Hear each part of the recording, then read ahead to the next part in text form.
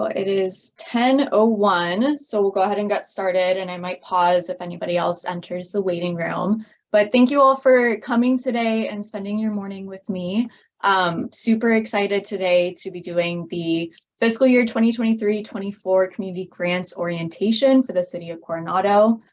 So this orientation is just going to kind of go over broad strokes information about the process, walk through the application, what's new, what's different, and a lot of the stuff is going to be similar to last year. So if you applied last year, it should be a fairly straightforward and easy process, but we'll just kind of go through everything today and also have a Q&A at the end.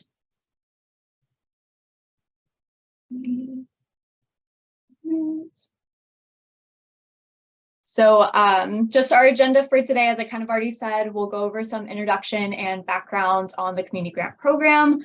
Then we'll get into kind of a resource guide that'll be available to you throughout the grant process. I'll do an application walkthrough so you can kind of get a sense of what the application looks like and what information is going to be required. We'll also be going over the grant rubrics, and then at the end, I'll take any questions that anybody might have.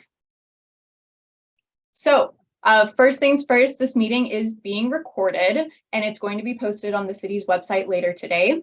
So if you're comfortable answering questions throughout, you're more than welcome to. If you'd rather save it to the end and I can cut off the video so your questions won't be included in the recording, that's totally fine with me as well. But just know this will be posted to the website. The PowerPoint will also be posted so you can refer back to it as you're going through the grant process. So feel free to stop me with questions if you're okay being recorded. If you'd rather not be on recording, wait till the end to ask your questions. And you should be able to do the little hand raise or just unmute yourself and interrupt me if anything comes up.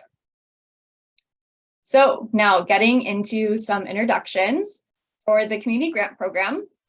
So first off, my name is Kelly Maples. I work in the city manager's office at the city of Coronado. I know most of you already, but if you do not know me, hello. I will be managing the community grant process this year. And so I'm super excited to work with you if I haven't before. And then getting into the community grants. So the purpose of our grant program is to strengthen these 4 elements of the community with our local nonprofits. So we have economic development, social services, arts and culture, and community pride sense of place. The grant funds pretty much anything and everything in terms of events, services, activities, programs, and projects. And the grant program was actually started in the year 2000. So it's been around for quite a while.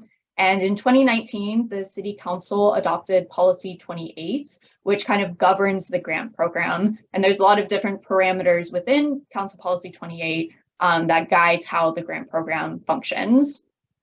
Each year, the grant program has really grown, changed, and evolved. And our goals for this kind of grant cycle is to offer a really simple, straightforward application process for our applicants. We also are hoping to provide more feedback to the applicants during the grant reader process. And then we're also hoping to increase transparency during the allocation process so you know why you're getting the allocations that you are. So briefly, just going over the timeline for this year.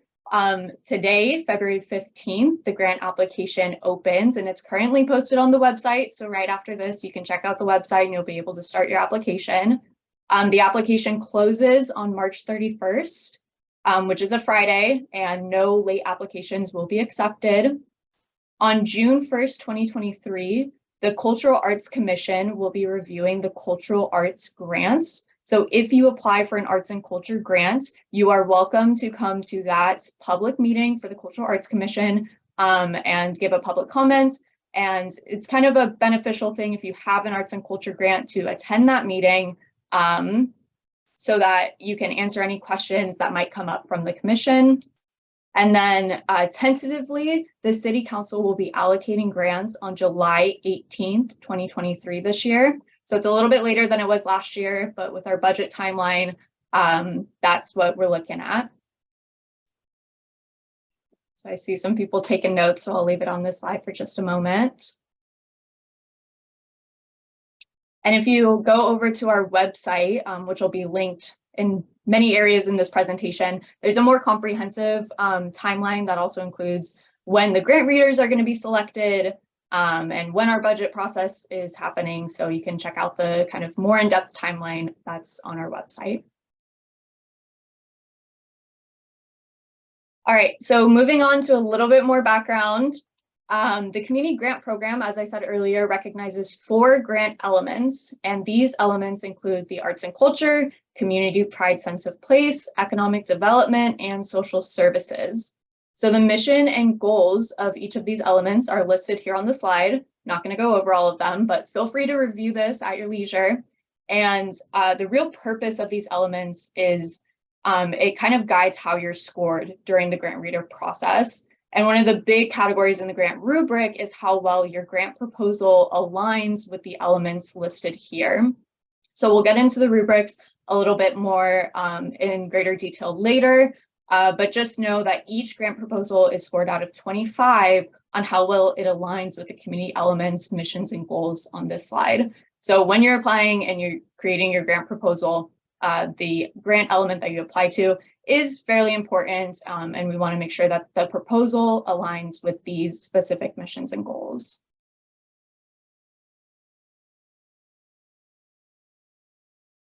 Next to the grant elements is also the grant types. So the grant types is also a way to categorize your grant proposal, and the types include a one-time purchase, seed money, special events, recurring events and activities, as well as services.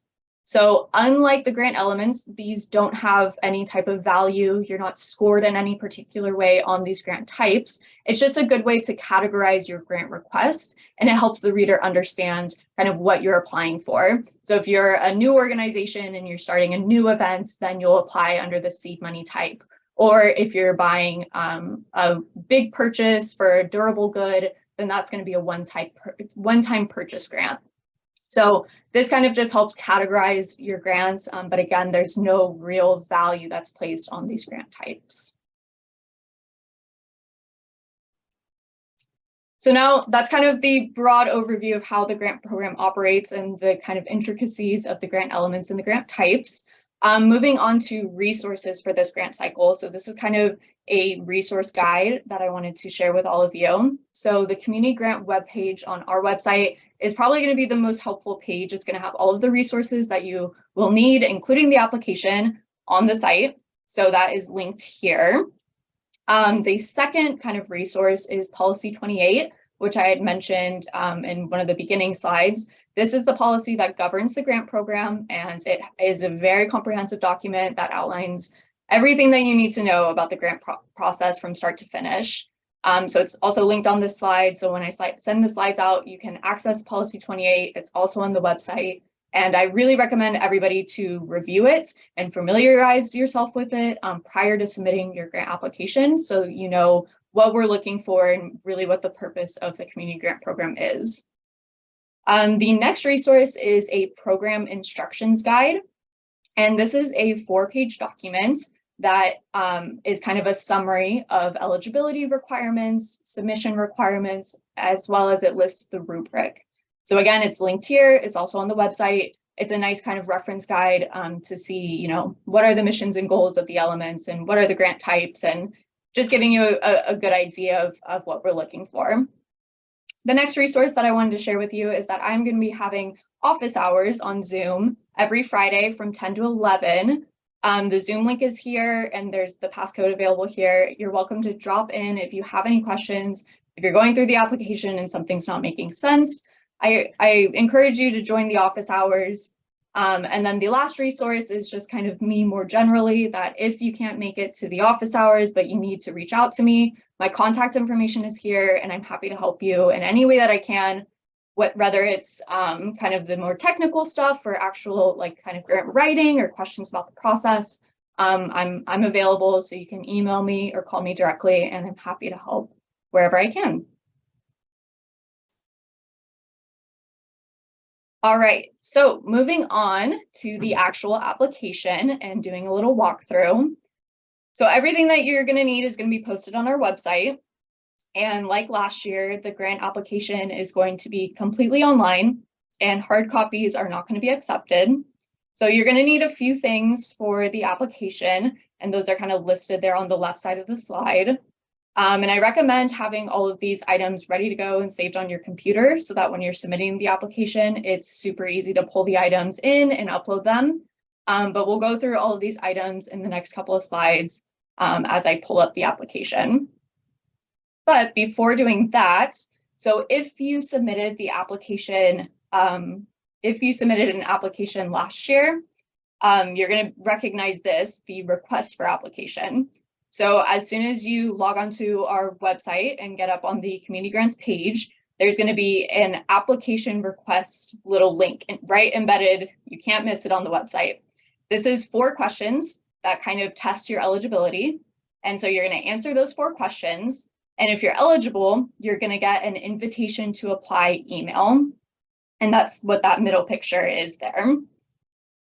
Once you get the invitation to apply, you're going to have the application link and the password link. So all you have to do is click the application link, and then the password protected notification is going to come up. You just enter the password that was in that email, and then you'll be on the application and ready to go. So this is how you get access to the actual application. And I think I saw in the chat a question.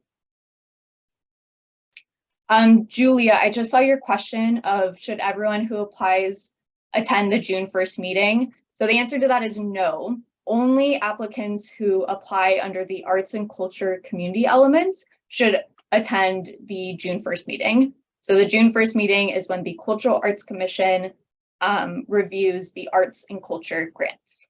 Perfect. And I'll keep my chat box up, so hopefully I won't miss any more chats. All right, so the next part, once we get the request for application in, is to fill out the actual application. So I am going to click onto the application. Hopefully this pulls up. So I just clicked the application link, which you'll get in your email, and then this page is going to come up, and then you are going to type in the password. And then this is going to come up, and you're going to have access to the application. So this is what the grant application looks like for this year. It's broken down into a few different sections. So we're going to just kind of go through quickly all of it. So first section is going to be your organization information. This is just basic stuff, organization name, mailing address, as well as contact information for the executive director and the grant administrator. If these 2 names are the same, that's totally fine. We just want to have good contact information on deck because that's how we're going to be communicating with the applicants. Moving on to the next section, we have the grant request. So that's going to be, because again, pretty basic information, the title of your grant request, how much you're requesting, the program budget, the grant element and type, which we just went over, and then whether your organization is submitting multiple community grant applications. Scrolling down a little bit more, this is a relatively kind of newer section. It is a program information. So this may not be applicable to every grant proposal, but for the ones that it is, we wanted to ask some more detailed questions. So we want to know where the project is happening, so the location, when the project is happening, so the date. This can be a general date like spring 2024 or, summertime. It can be general, but we just want to see kind of when the event is going to be taking place or when the project is happening, and this can totally be ongoing. We want to know whether or not the proposed project is free of charge and whether it's a fundraising activity. And then we also want to know how many volunteers or staff work on the program or project that you're proposing. So these, all of these questions, again, are kind of just going to be used for staff and for the grant readers to better understand your proposal. There's nothing that you're going to be specifically scored on these things. We just kind of want to get a better idea of what you're actually asking for in your proposal. So moving beyond that, we have our grant narratives. So these are the open-ended questions. Again, very similar to last year.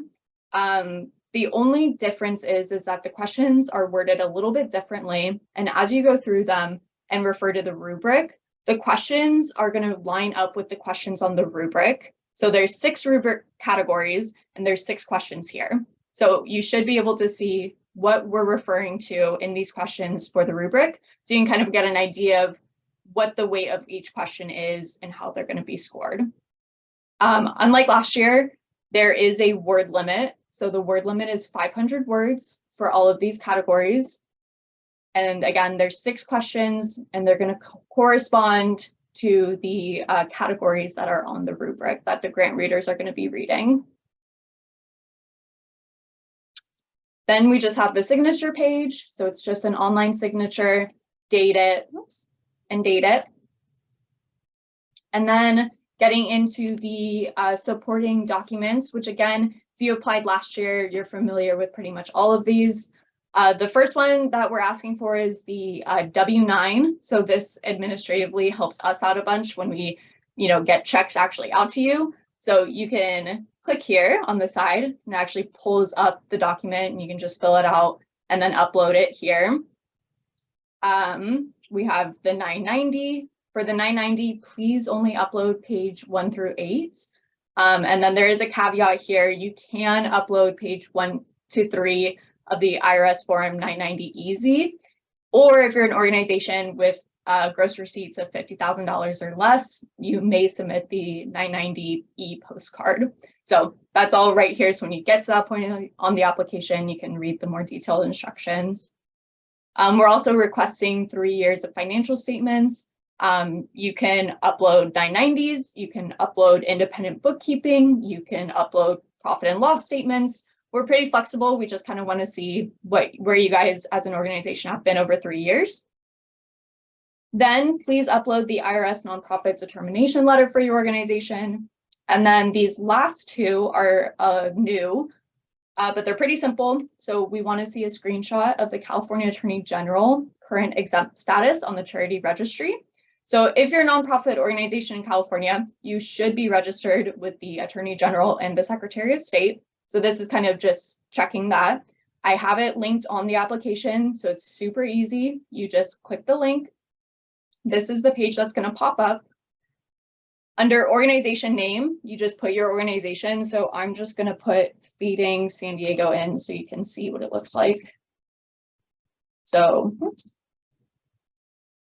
put your organization name in there, search it, and then it will come up and look like this.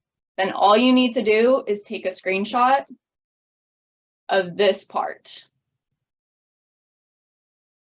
And as you can see, it has that current registry status, which is what we're looking for. And then you just upload that screenshot to the application.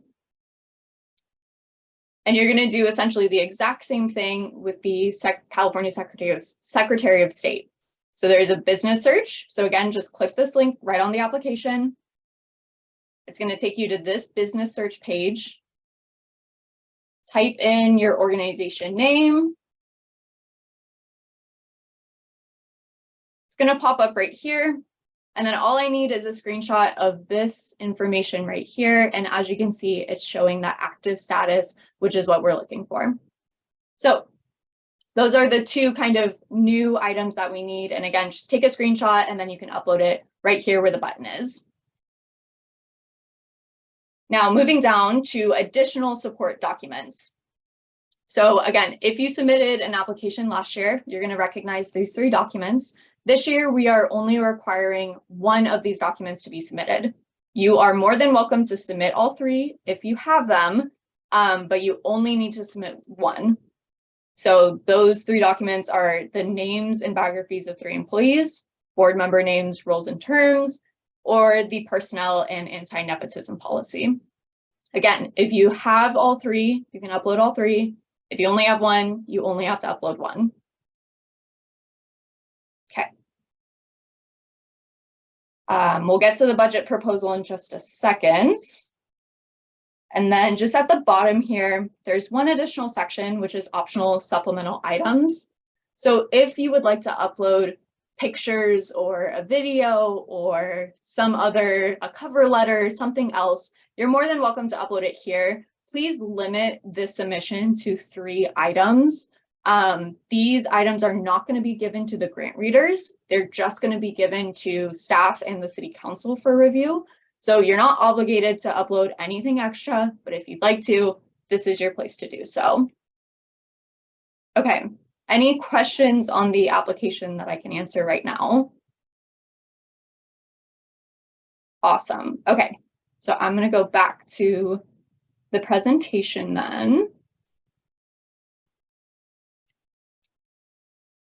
And go over the budget proposal.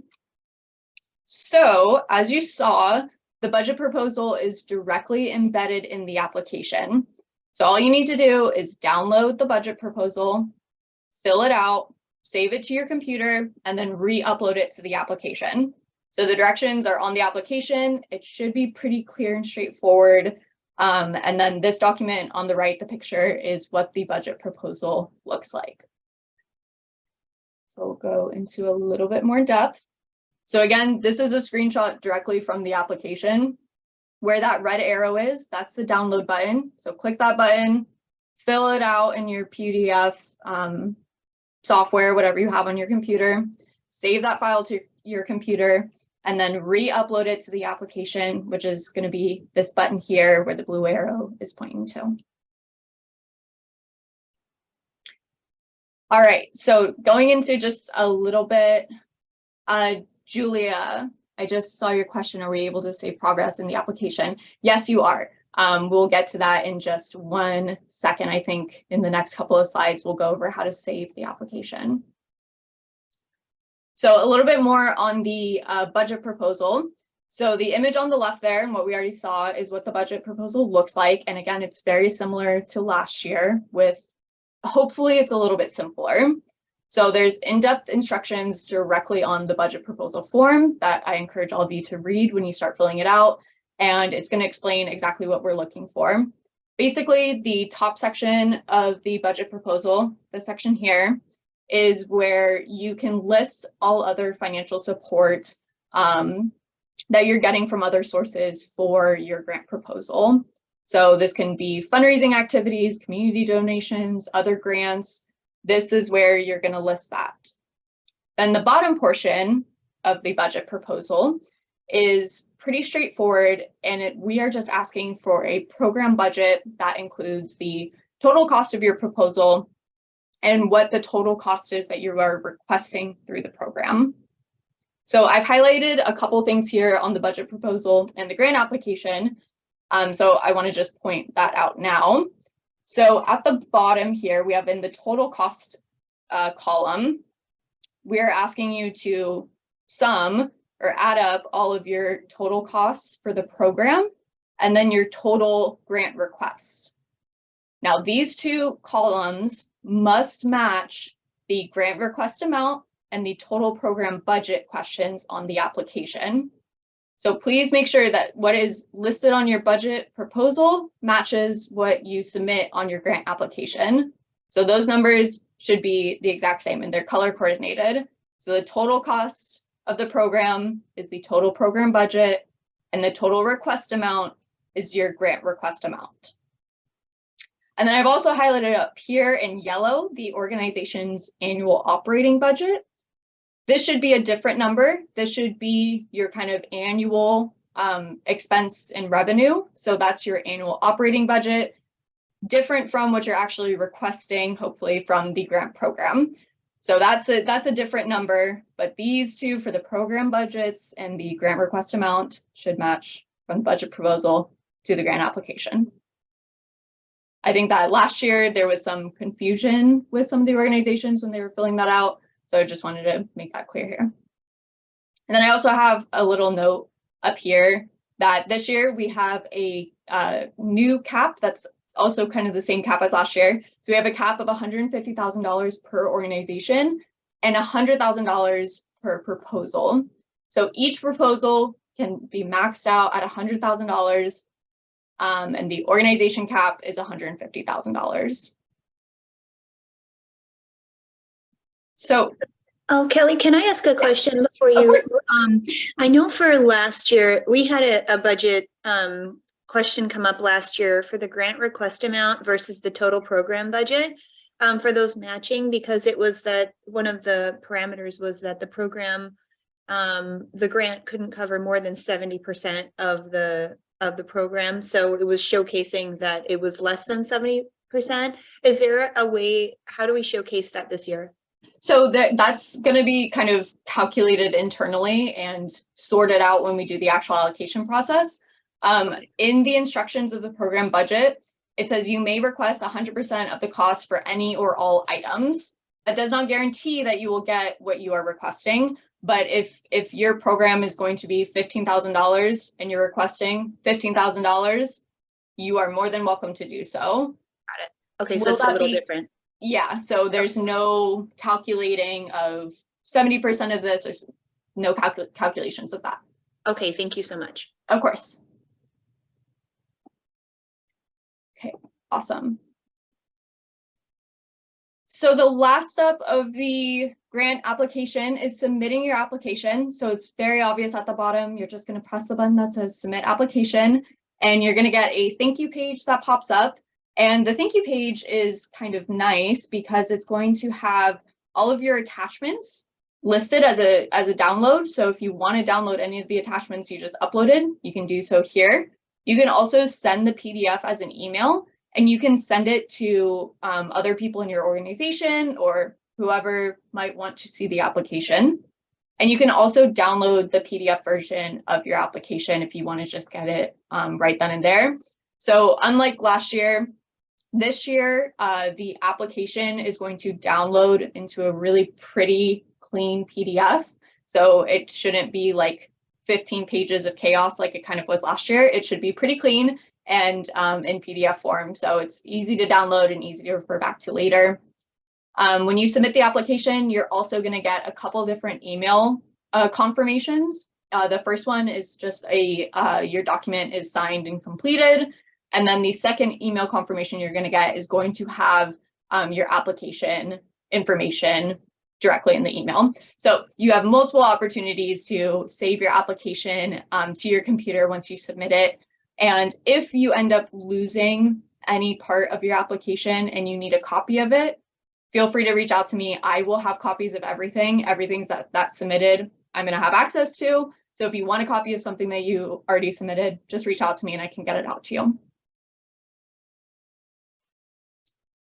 All right, so Julia, kind of coming back to your question.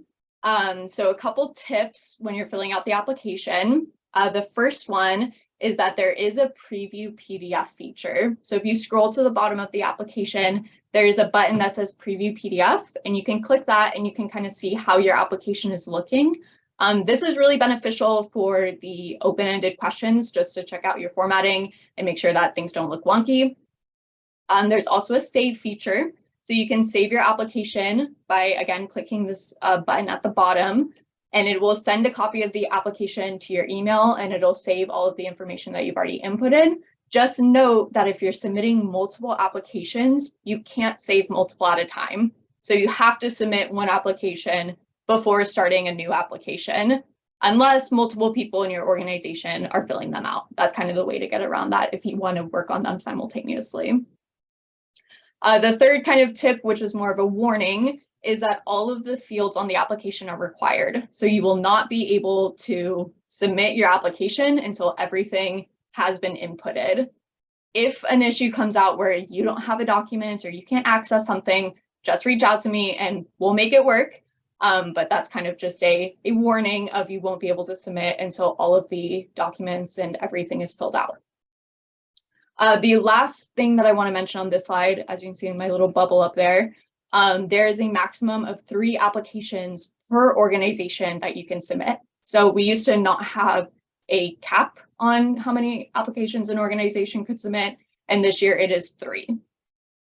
3 applications per organization, $150,000 per proposal, $100,000. Okay.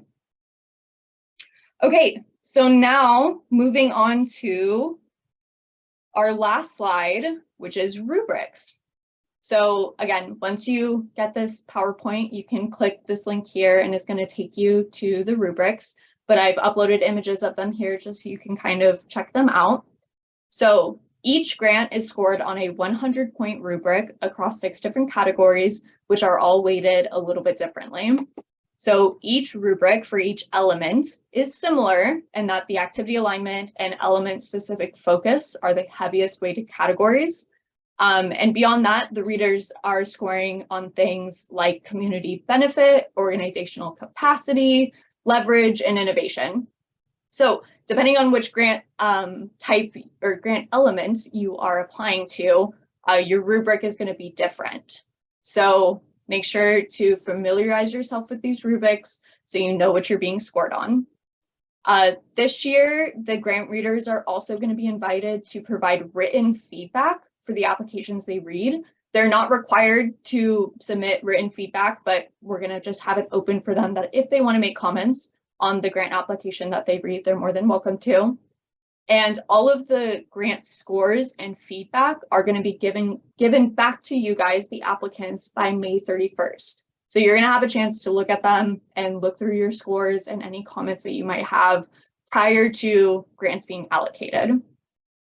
Just know that these scores are used as staff makes the funding allocation recommendations to the City Council, and no disputes are going to be recognized. So staff kind of takes those scores as face value and does some formulaic things from there.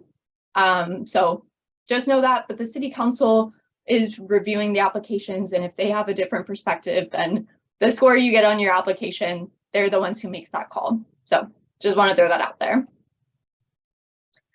So that was our last slide, and now I am open for questions if anything came up or if you want me to review anything again. Again, this PowerPoint is going to be posted on the website, so you have access to it. All of the links on the PowerPoint are live. So if you want to check anything out, you can just click it and it should pop up. Should be easy to reference, but let me know if there's any questions.